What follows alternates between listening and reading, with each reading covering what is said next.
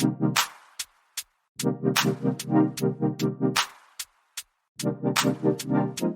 going on, everybody, and welcome to the other side of the Firewall podcast, where we talk the latest and greatest of cybersecurity news, as well as we highlight those movers and shakers and glass ceiling breakers, those people of color who broke into the other side of the proverbial firewall. My name is Ryan Williams, and as always, I'm joined by Shannon Tynes. What's up? What's up? What's going on? So, welcome to the podcast. Monday, Tuesday are topics. Wednesday discussion. Thursdays, Ask a CSSP.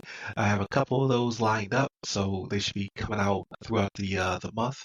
And then Fridays, everything else, movies, splits, games, all that cool stuff. But without further ado, I give it to Shannon. All right, everybody. So this article comes from bleepingcomputer.com by Sergey Gatlin. And the title of this one is FBI, with a statement from the FBI is what it's saying. U.S. lost record $16.6 billion with a B, bravo, boy, to cybercrime in 2024, right? So that's a lot of money, right? So what the FBI is saying is that cyber criminals have stolen a record $16.6 billion in 2024, right?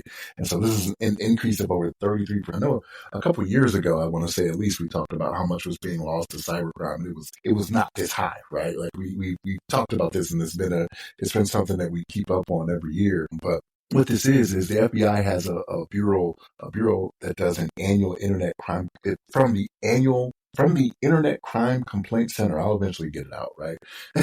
And what they did was they recorded 859,532 complaints last year, right? And with the 16.6 billion, they say 256,256, right, showed actual loss, which is an average loss of $19,372 per case there, right? So the most impacted group, believe it or not, older Americans, right? Like, so we run into this all the time where it comes to the older population. They're the easier target, right? They're not as tech savvy, and also they're kind of more trusting, it would seem like, right? To think that people are always out there doing the right thing. So, but yeah, 16.6 billion is what we're talking about here, right? But in the article, they talk about how they think this is actually somewhat underreported, right? Because this is just based off what comes in through IC3. This has nothing to do with what's coming into different offices that may not be going through IC3.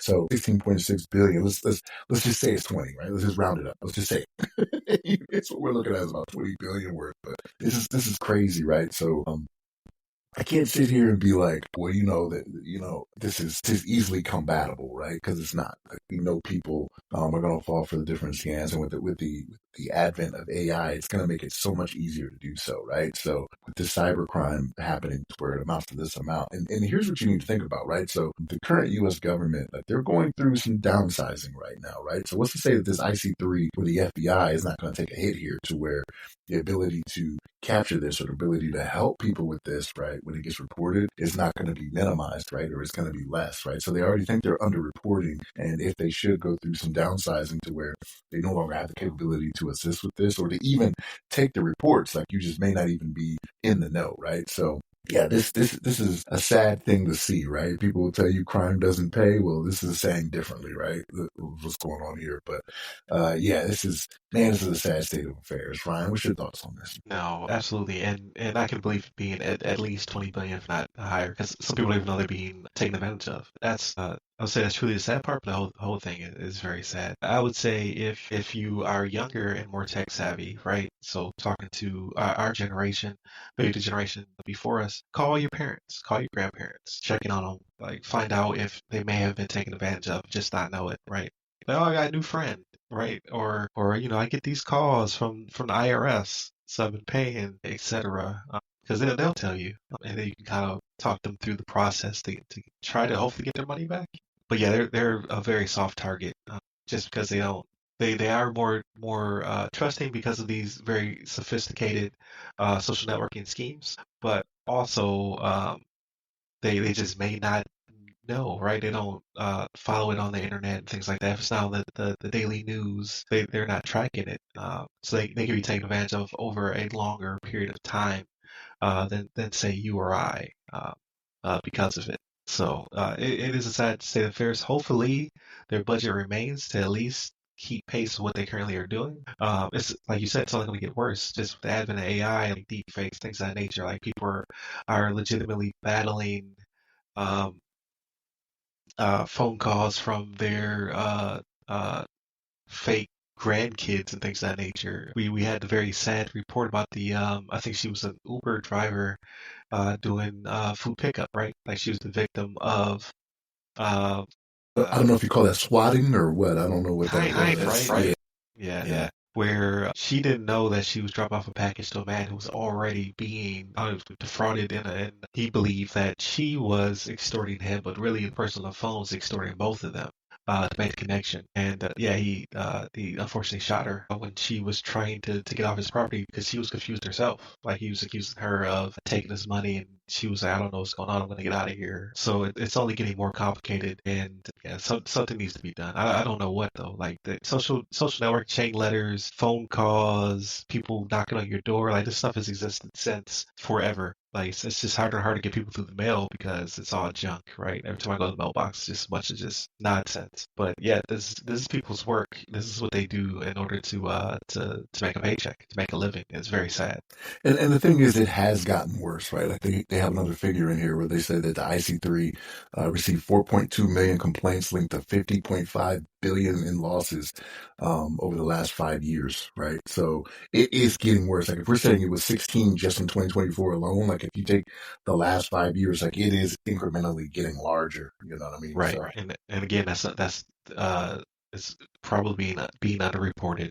There's only one organization that we're looking at currently. If you take it to a global scale, it's probably hundreds of billions of dollars being wasted in this regard. So it's an industry in itself.